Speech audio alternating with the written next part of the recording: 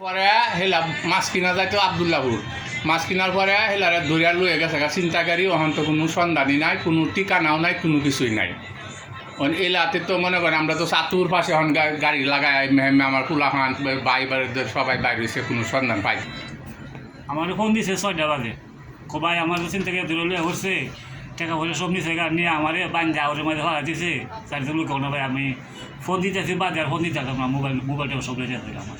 কেউ ফোন বন্ধ করছে আর অন্য বন্ধ করছে, কাইলে বন্ধ করছে আর ফোন দেয় না। আমি বাদে ফোন দিয়েছি আর ফোন তো না, কিচ্ছু না।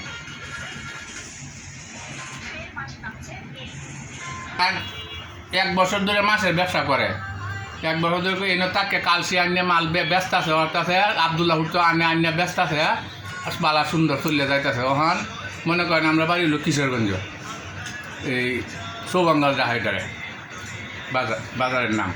তখন ভাই এরকম ঘটনা হলে এই যে আজকে সকালে আপনার 6টার সময় গেছে মাছ, কিন্তু এনতে ধরে লয়ে গেছে চিন্তাকারী অন্ত ভাই কোনো সন্ধান পাইতাছি না, কোনো ঠিকানাও নেই, কোনো কিছু নাই।